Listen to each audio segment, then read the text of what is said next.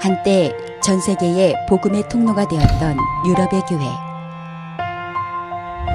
그러나 건물은 화려하지만 젊은이들이 사라진 예배당. 지금은 디스코텍과 이슬람 사원으로 바뀌고 있습니다. 청교도들이 세운 미국. 그러나 3천만 명의 동성애자. 공립학교에서 동성결혼 교육이 강제화되고 있고 대학 진학 후 80%가 교회를 떠나는 현실.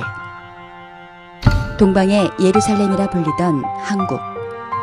그러나 현재 청소년 복음화율 3에서 5%. 세상의 조롱거리가 된 한국 교회. 왜 한때 주님을 따르던 백성들이 이토록 빨리 주님을 떠나는 것인가? 복음은 자본주의를 이기지 못하는가? 복음의 능력이 사라진 것인가?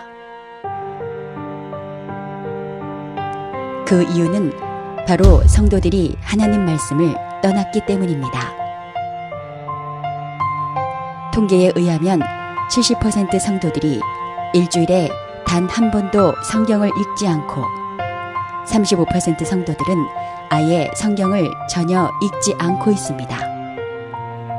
우리의 설교는 세련되고 사역은 고도화되고 있지만 양들이 풀을 먹지 않고 있습니다. 15세기경 성경 한 권의 가격은 현재 가치로 약 7천만 원. 성경을 아무나 읽지 못하던 시대, 암흑의 시대. 그러나 금속 인쇄술의 발명으로 17만 권의 성경이 인쇄되어 대중들에게 확산되었고 역사상 처음으로 성도들이 직접 하나님의 말씀을 읽고 먹을 수 있는 시대가 도래하였습니다. 이로써 마틴 루터의 종교개혁을 비롯하여 크고 작은 부흥의 불길이 세계 도처에서 일어나게 됩니다. 한국은 1880년대 한글로 된 성경이 전국에 배포되기 시작한 후에야 1907년 평양 대부흥이 일어납니다.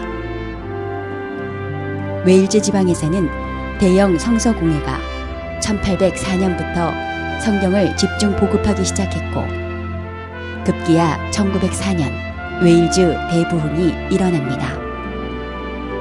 우리가 아는 모든 대부흥은 성도들이 직접 성경을 읽은 후에 일어났습니다. 부흥은 한 사람의 회개와 설교로 점화될 수는 있지만 성도들의 마음속에 장작, 곧 하나님의 말씀이 쌓여 있어야 합니다.